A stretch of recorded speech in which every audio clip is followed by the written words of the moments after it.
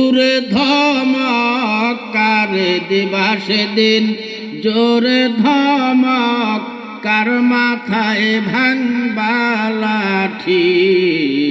ওই যে দেখো ডাকিতেছ তোমায় কবরের মাটি। জোরে কোন ঠিক?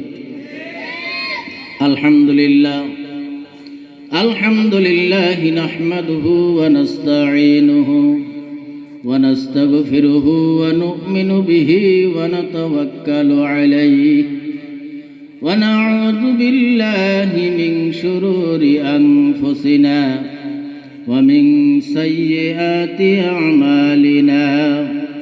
মান ইয়াহদিহিল্লাহু ফালা মুদিল্লা লাহু ওয়া মান ইউদ্লিলহু ফালা হাদিয়া লাহু। ونشهد أن لا إله إلا الله وحده لا شريك له ونشهد أن محمدا عبده ورسوله أما بعد فقد قال الله تعالى في كلامه المجيد والفرقانه الحميد. أعوذ بالله من الشيطان الرجيم. بسم الله الرحمن الرحيم. لا يمسه إلا المطهرون تنزيل من رب العالمين. وقال النبي صلى الله عليه وسلم خيركم من تعلم القرآن وعلمه.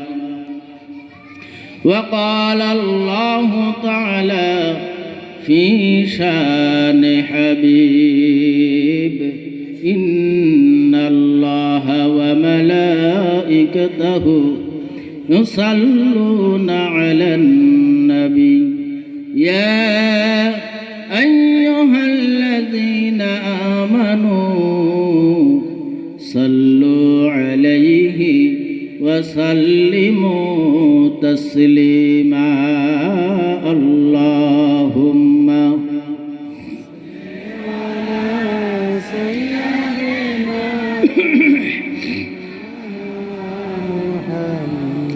وعلى آله.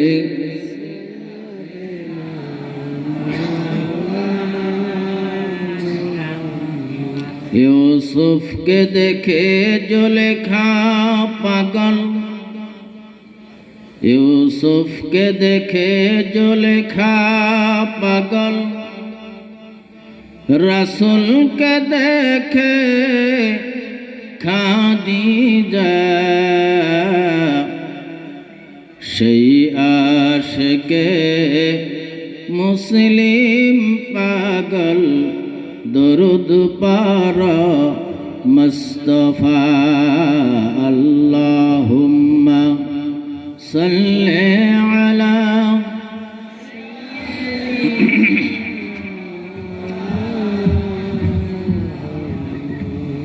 ওয়ালা আলিহি।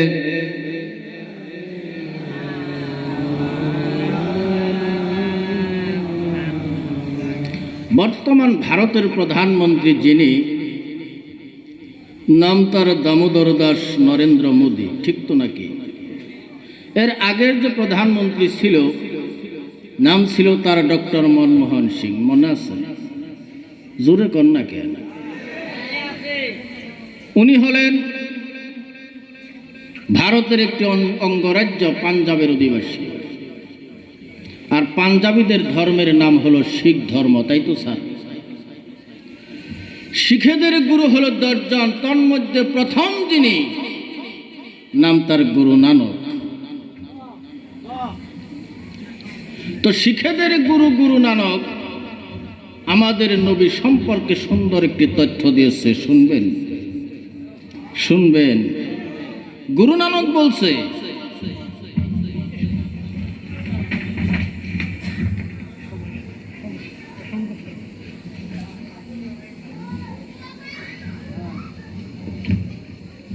গুরু নানক বলছে, সাধু সমাজকারক ব্রাহ্মণ গাজী প্রিয় কুতুবগণ অশেষ উপকার করাতে পারবে যদি তারা ইসলামের নবীর প্রতি ভক্তিভরে একটুখানি দরুদ শরীফ পড়ে।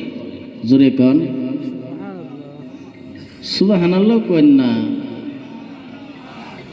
তাইলে দরুদ শরীফ পড়া লাভ না লস? জোরে কন লাভ তো, আমনে করে লোকসান, তাই না? একটু জোরে কর। তাইলে দরুদ শরীফ পড়তে মনে হয় রোজা 29টা গেছে, 30 নম্বর ওপর চাইছে, সাউন্ড নাই, একদম কম বলিও। তাহলে একটু উচ্চাস করে পড়ি, আল্লাহুম্মা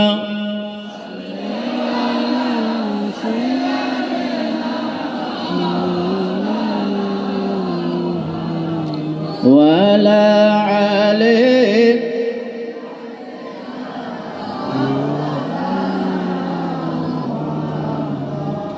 একটু আল্লাহর নামের জিকির।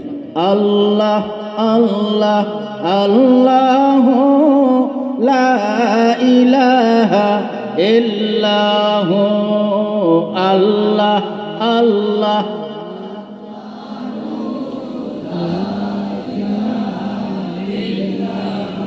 আল্লাহ আল্লাহ আল্লাহ লা ইলাহা আল্লাহ আল্লাহ আল্লাহ লা ইলাহা। আল্লাহু আকবার। সম্মানিত আজকের সবার সুনামধন্য হুজুর সভাপতি সাহেব, আমন্ত্রিত অনামন্ত্রিত আগত উলামায়ে দ্বীন, সামনে বসা ইমানদার মুমিন মুসলমান, মুরব্বী যুবক বন্ধুগণ, পর্দার আড়ালে থাকা মা ও বোনেরা, আমরা সকলে মিলে মহান মৌলার শুকর আদায় করি, বলি আলহামদুলিল্লাহ। আর একটু জোরে আলহামদুলিল্লাহ। ভাই মহতরম, দুস্থ বুজুর্গ, প্যান্ডেল খুব বড় হয় নাই, অনেক বড় বড় প্যান্ডেল করা হয়, মানুষ জায়গা হয় না। এখানে অনেক জায়গা ফাঁকা, একটা সেন্টারের মধ্যে জলসা, কিন্তু প্যান্ডেল ভরে নাই। এই জায়গায় যদি ধর্মসভার ডাক না দিয়ে যদি বাণিজ্য মেলার কথা কওয়া হয়তো, মানুষ হইতো না। যদি খালি বলা হয়তো সুপার ডিস্কুট ডান্স ধামাকা, এনে কোয়া হুনালি হুজুক হাতত পাই বাটত নি হেরাবো, মানুষের অভাব হইতো। কালকে হয়েছে ওটা নিয়ে বেশি কইতেছি, খারাপ পাইতেছেন, লোকসান হবো না নাকি কোন ভাই? যাই হোক, আমি লম্বা আলোচনা করব না, কারণ প্রায় 10টার কাছাকাছি পারমিশনই হইল 10টা। আপনাদের এই জলসার নয় জোর করে আর 2 ঘন্টা চালাইলেন, তাইলে আমার পরের যে বক্তা আছে উনি তো আর খালি ফিল্ড উইন লব না, নাকি কন? কিছু হাদিয়া পাবো, জায়েজ করে নেওয়া লাগবো না, হালাল করে নেওয়া লাগবো না, গতিকে কিছু করা লাগবো, তাই না? গতিকে খুব লম্বা আলোচনা হবে না, সংক্ষিপ্ত ভাবে যতটুকু বলা হয় শেষ পর্যন্ত শুনবেন তো ইনশাল্লাহ। কারা কারা শুনবেন না হাত তুলেন, ধরো শুনবেন না যে?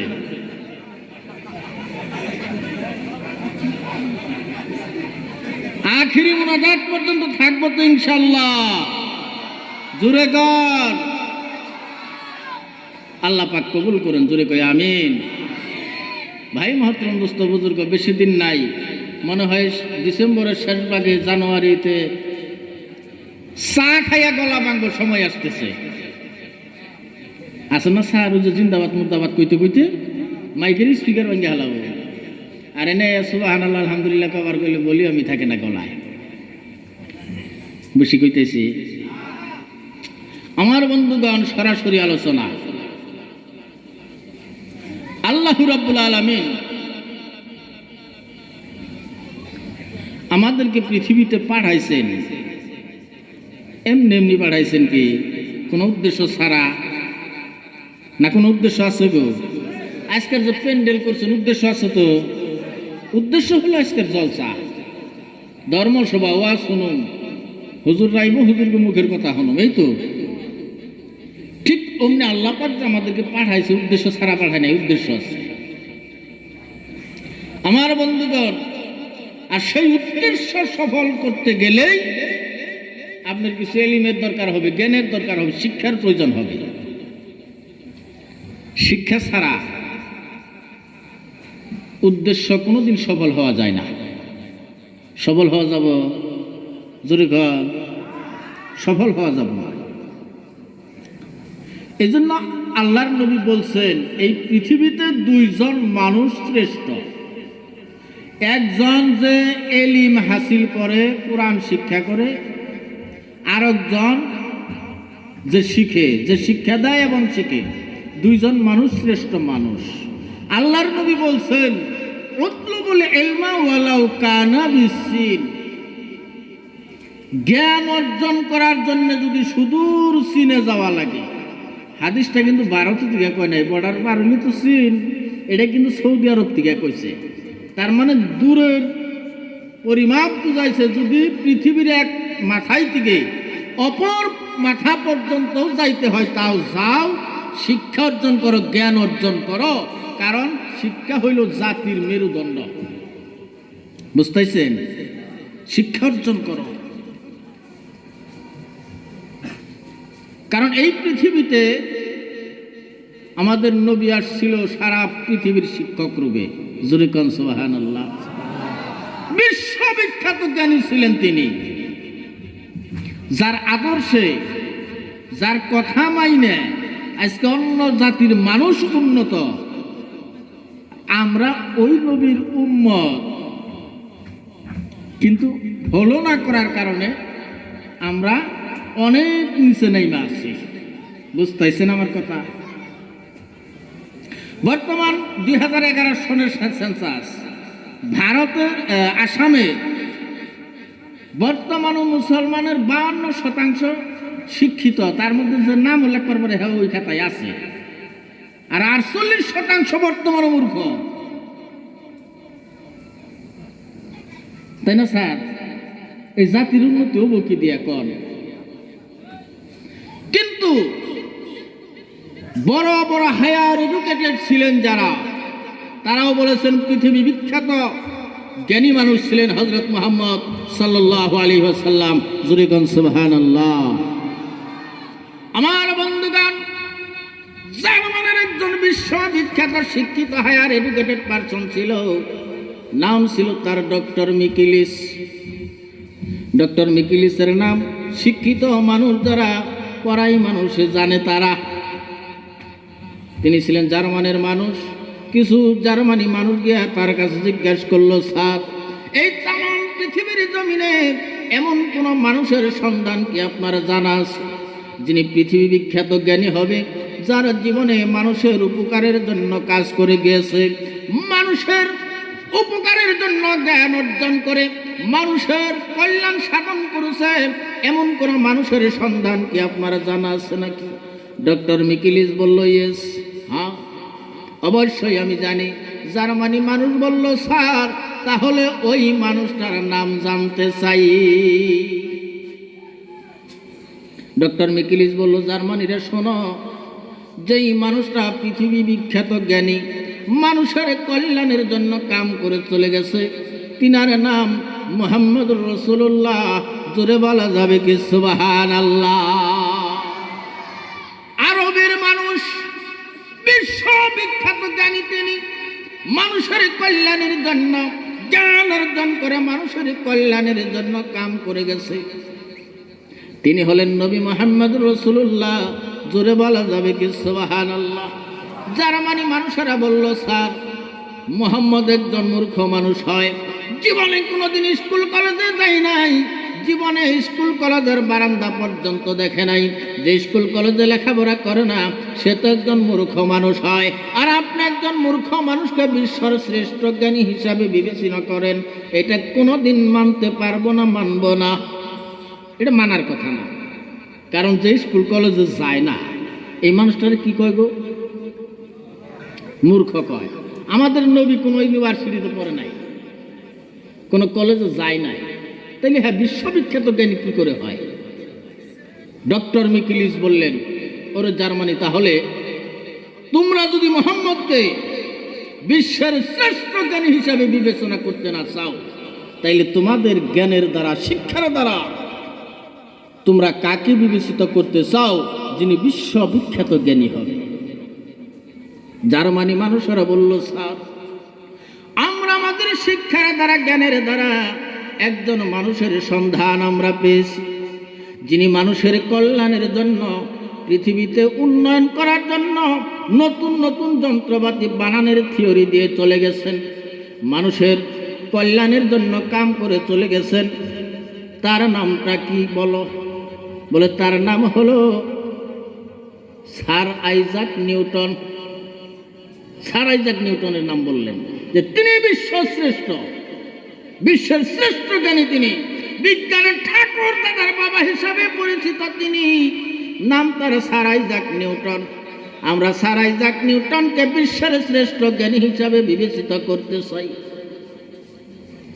ডক্টর মিকিলিস বলল, জার্মানিরা, তোমরা যে মানুষটার নাম বলেছ ওই মানুষটার একটি থিওরি আমার এখনো মনে আছে, বলবো নাকি? জার্মানিরা বলে, হ্যাঁ শুনতে চাই। বলে ডক্টর মিকিলিস বলল, জার্মানিরা, স্যার আইজাক নিউটনকে জিজ্ঞাসা করা হয়েছিল, ও বিশ্ববিখ্যাত জ্ঞানী বিজ্ঞান স্যার আইজাক নিউটন, আপনি কতটা জ্ঞান অর্জন করেছেন? কত কেজি জ্ঞান আপনার আছে? কত লিটার জ্ঞান আপনি অর্জন করেছেন? স্যার আইজাক নিউটন বলল, আমি শুধুমাত্র জ্ঞান সমুদ্রের ধুলাবালি নিয়ে নাড়াচাড়া করেছি। জ্ঞান সমুদ্রের অতল তলদেশে ডুব দিয়ে মানুষের কল্যাণের জন্য জ্ঞান অর্জন করে মানুষের কল্যাণের দায়িত্ব পালন করা আমার পক্ষে সম্ভবপর হয় নাই। আমি শুধুমাত্র জ্ঞান সমুদ্রের ধুলাবালি নিয়ে খেলাধুলা করেছি, জ্ঞান সমুদ্রের ধুলাবালি নিয়ে নাড়াচাড়া করেছি। জ্ঞান সমুদ্রের অতল তলদেশে ডুব দিয়ে জ্ঞান অর্জন করা আমার পক্ষে সম্ভবপর হয় নাই। তার কাছে জিজ্ঞাসা করা হলো, ও স্যার আইজাক নিউটন, বিশ্ববিখ্যাত জ্ঞানী বিজ্ঞান আপনি, আপনার শিক্ষার দ্বারা, জ্ঞানের দ্বারা এমন কোন মানুষের সন্ধান কি আপনি পেয়েছেন যিনি জ্ঞান সমুদ্রের অতল তলদেশে ডুব দিয়ে মানুষের কল্যাণের জন্য জ্ঞান অর্জন করে মানুষের কল্যাণের দায়িত্ব পালন করে চলে গেছে? এমন কোন মানুষের সন্ধান কি আপনার জানা আছে?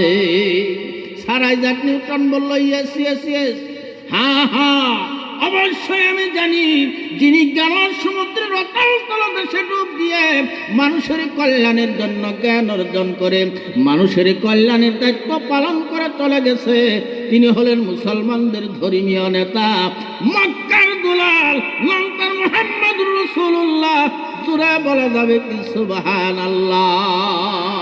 আর আমরা সেই নবীর উম্মত, নাম পর্যন্ত লিখতে পারি না। এই হলো আমাদের শিক্ষা। অথচ নবীজি বলছেন, তোমরা শিক্ষা অর্জন করো, জ্ঞান অর্জন করো, সুদূর চীনে যাইতে হলে তাও যাও, শিক্ষা অর্জন করো। এই কথা আমরা না মানার কারণে আমরা নিম্নগামী, আর অন্য জাতি অবলম্বী, ধর্ম অবলম্বী যারা, তারা এই কথা মাইনা অনেক উন্নত। ঠিক তো নাকি? খারাপ না পেয়েছে কেউ কথা ঠিক না নেই গো? আজকে আমেরিকা যান, 100-র ভিতরে 100 জন শিক্ষিত। পৃথিবীর বিভিন্ন রাষ্ট্রে আপনি ভালো করে লক্ষ্য করে দেখেন, অন্য ধর্মের মানুষ যারা অনেক হায়ার এডুকেটেড মানুষ, তারা শিক্ষার দিকে শুধুমাত্র মুসলমান পিছপড়া। হাসানা, যার জন্য তো আমাদের সমাজে খালি কুকলঙ্ক গড়ে। ভালো শিক্ষিত মানুষ একজনে কোনোদিন খারাপ কাম করবো গো? করবার পারে না। এই জন্য নবী বলছেন, আল্লাহ কোরআনের ভিতরে বলছেন, আল্লাহর পক্ষ থেকে বলা হয়েছে, তোমরা আমি আল্লাহ আমার কথা মানো, আতিউল্লাহ ওয়া রাসূলাল্লাহ আল্লাকুম তুরহামুন। তোমরা আমি আল্লাহ আমার সংবিধান মানো, নবীদের সংবিধান মানো, জীবন আদর্শ মানো, আল্লাহর পক্ষ থেকে তোমরা রহমত প্রাপ্ত হবে। জোরে বলা যাবে কি সুবহানাল্লাহ। আল্লাহ এবং আল্লাহর নবীর সংবিধান মানো। আর যারা আল্লাহর নবীর সংবিধান মানবে তাদের জন্য সুদ খাওয়া সুন্নত না ফরজ? কোন সুন্নত না ফরজ? হারাম। ঘুষ খাওয়া, মদ খাওয়া, জিনা করা হারাম। তো ড্রাগসের ইনজেকশন নেওয়া হারাম। এই যে 1 জানুয়ারিতে ডিজে বাজাইয়া ডিস্কো ড্যান্স করে খানা খাওয়া নবীজির আদর্শ তো নাকি? হ্যাঁ, হারাম। তাইলে করা যাব? কারা কারা করুম না হাত তুলি। এখন হাত তোলা হারেন। আল্লাহ পাক কবুল করুন, জোরে কোন আমিন। আমার বন্ধুগণ, আল্লাহর পক্ষ থেকে বললেন তোমরা আমাকে মানো, নবীকে মানো, তোমরা আমি আল্লাহর পক্ষ থেকে শান্তি প্রাপ্ত হবে। নবীর পক্ষ থেকে বলেন, মান আহাব্বা সুন্নতি ফাকাদ আহাব্বানি ওয়া মান আহাব্বানি কানা মাই ফিল জান্নাহ। জোরে বলা যাবে কি আল্লাহুম্মা আমিন। নবী আমার বলেন, যেই ব্যক্তি আমার সুন্নতকে ভালোবাসবে, যেই ব্যক্তি আমার সুন্নতকে ভালোবাসবে সে যেন আমি নবীকে ভালোবাসলো। আর যেই ব্যক্তি আমি নবীকে ভালোবাসলো, আমার জীবন আদর্শ মাইনে নিল। আমি নবী জীবনে কোনোদিন সুদ খাই নাই। যেই ব্যক্তি আমার জীবন আদর্শ ভালোবেসে সুদ খাওয়া ছেড়ে দিল, আমি নবীর জীবনে কোনোদিন মদ খাবো তো দূরের কথা, তার গ্লাস পর্যন্ত স্পর্শ করি নাই।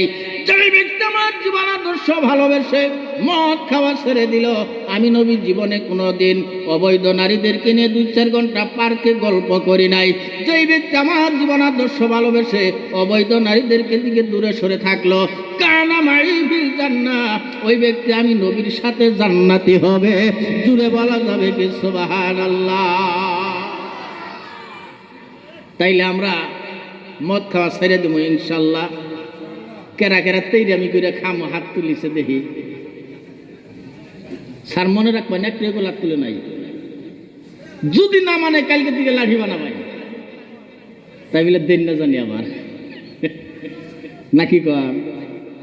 আমার বন্ধুগণ, এই জন্য আল্লাহ এবং আল্লাহর নবীর সংবিধান মানতে হবে। আল্লাহর নবী বলছে, এই তমাম পৃথিবীর জমিনে তোমরা যদি সামনের কাতারে, সামনের লাইনে দাঁড়াতে চাও, অন্য জাতির সামনে গিয়ে দাঁড়াতে চাও, তাহলে আগে তোমরা শিক্ষা অর্জন করতে হবে। তোমরা যদি শিক্ষিত হতে পারো, জাতিটাকে সামনে দাঁড় করাতে পারবে। জুড়ে বলেন কথা ঠিক কিনা? আজকে তমাম পৃথিবীর জমিনে খেয়াল করে, যত বিজ্ঞান মহাবিজ্ঞান এসেছে পৃথিবীতে, যত দার্শনিক এসেছে, যত বিজ্ঞান মহাবিজ্ঞান এসেছে, মহাকাশ ভ্রমণ করেছে যারা, এদের মধ্যে প্রথম নাম্বার হলো নীল আর্মস্ট্রং অস্টাইন, কারো বা নাম ইউরি গ্যাগারিন, কারো বা নাম এডুয়েল অ্যালডিন, কারো বা নাম রাকেশ শর্মা, কারো বা নাম কল্পনা চাওলা, কারো বা নাম সুনিতা উইলিয়ামস। তামাম বিজ্ঞান মহাবিজ্ঞান যারা মহাকাশ ভ্রমণ করেছে তারা, এর মধ্যে প্রথম নাম্বার যিনি, নাম তার নীল আর্মস্ট্রং অস্টাইন। পৃথিবীর জমিন থেকে সর্বপ্রথম চন্দ্র অবতরণ করেছিলেন তিনি। ঠিক তো নাকি স্যার? ঠিক কইতেছি না নাই? এগুলো তো আসলে তো আমার কাছে আপনারা জানার কথা বেশি, তাও বুঝাবার দিকে কওয়ার নাকি মাঝে সময়, কারণ এটা আরো যাই বলছি মনে রাখছি। কথা বুঝতেছেন তো?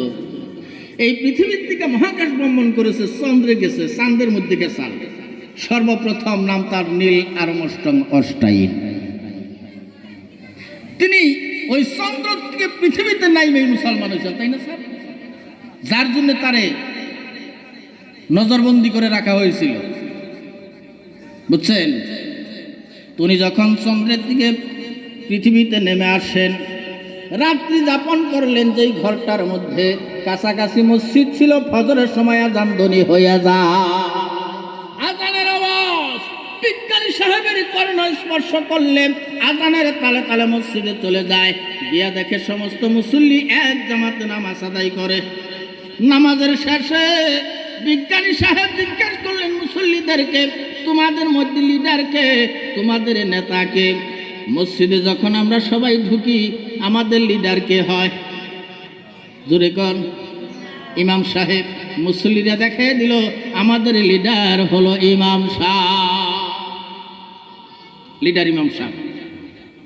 সমস্ত মুসল্লি বের হওয়ার পর শেষ বেলায় ইমাম সাহেব বের হয়েছে, বিজ্ঞানী সাহেব ধরছে যে কিছুক্ষণ আগে একটা আওয়াজ পাইলাম, আওয়াজটা কিসের গো? বলে এটার নাম হলো আজান।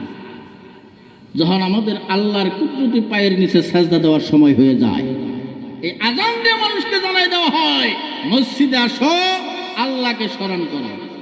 এর নাম হলো আজান। ঠিক আছে, বুঝলাম এর নাম আজান। তাহলে অন্য ধর্মাবলম্বী যারা ইসলাম ধর্মে দীক্ষিত হতে চায়, মুসলমান হতে চায়, প্রথম শর্তটা কি? কি হলে মুসলমান হওয়া যায়? কোন কাজ করলে মুসলমান হওয়া যায়? দেখবেন কোন কোন মসজিদের মেহরাবের সামনে কালিমা লেখা থাকে, থাকে না নাই? মসজিদের ওই মেহরাবের সামনে ছিল কালিমা লেখা। ইমাম সাহেব দেখিয়ে দিল, এই যে দেখো মেহরাবের সামনে কালো কালো কিছু আখরে লেখা, এর নাম হলো কালিমা। এই কালিমা মুখে উচ্চারণ করে অন্তরে বিশ্বাস করলেই মুসলমান হওয়া যায়। বিজ্ঞানী সাহেব তাকে দেখে ডাক দেয়, ইমাম সাহেব আর দেরি করা সম্ভব না, খুব তাড়াতাড়ি ওই কালিমা পড়াইয়া মুসলমান বানাইয়া দাও। জুড়ে বলা যাবে কি সুবহানাল্লাহ? কারণ এই জন্য মুসলমান হব। আমি যখন চন্দ্রের মধ্যে ছিলাম, মানব নাই, দানব নাই, জীব নাই, জানোয়ার নাই, কোনো কিছুই নাই। আমার বন্ধুগণ, বিজ্ঞানী সাহেব বলে, কিছুক্ষণ আগে যেই আওয়াজ শুনতে পেলাম, যার নাম আপনি বললেন আজান, আমি ওই চন্দ্রের থেকে আজানের আওয়াজ পেয়েছি। জুড়ে বলা যাবে কি সুবহানাল্লাহ? ওই চন্দ্রের থেকে আজানের আওয়াজ পেয়েছি, কম কথা। আমার বন্ধুগণ, দ্বিতীয় নাম্বার হলো, যখন আমি চন্দ্রে প্রথমবার পা রাখলাম, দেখলাম প্রকাণ্ড একটি পাথরের মধ্যে কালো কালো আখরে লেখা রয়েছে, যার নাম আপনি বললেন কালিমা। অতএব আর দেরি করা যাবে না, ওই কালিমা পড়াইয়া মুসলমান বানাইয়া দাও। জুড়ে বলুন সুবহানাল্লাহ, নারে তাকবীর। আমার বন্ধুগণ, কথা বলার অর্থ হলো এই, বিজ্ঞানী সাহেব চিন্তা করে, সর্বপ্রথম যদি আমি এই চন্দ্রে আসলাম, তাহলে পাথরের মধ্যে লেখা থাকার কোনো অর্থ থাকে না, তাই না? পাথরের মধ্যে যে লেখা রয়েছে, তাহলে তো আমি 1 নম্বর না, আমি 2 নম্বরে, ঠিক তো নাকি স্যার? যদি আমি 1 নম্বরে, পাথরের মধ্যে কোনো আখর লেখা থাকার কথা না, আর যেহেতু আখর লেখা রয়েছে মানে আমি 2 নম্বর, ঠিক তো নাকি? আমার বন্ধুগণ, এখন আপনাদের কাছে আমি তথ্য পেশ করব, বিশ্বাস করলেও করতে পারেন, না করলেও আমার কোনো অসুবিধা নাই। এই পৃথিবীর জমিন থেকে সর্বপ্রথম মহাকাশ ভ্রমণ করেছিলেন যিনি, নাম তার মুহাম্মদ রাসূলুল্লাহ। জুড়ে বলা যাবে কি সুবহানাল্লাহ? এখন প্রশ্ন করতে পারেন কিভাবে? সেই জামানায় ছিল না কোনো রকেট, কোনো যান্ত্রিক ব্যবস্থা ছিল না, নবীজি কিভাবে মহাকাশ ভ্রমণ করেছে? প্রত্যেকজন মুসলমান জানে, পৃথিবীর জমিন থেকে বিশ্ব নবী রাসূলুল্লাহ সাল্লাল্লাহু আলাইহি সাল্লাম মেরাজ করতে গিয়েছিল। জানেন না নাই? মেরাজ করতে কোথায় গিয়েছিলেন? আরশে আজিমে, তাই তো?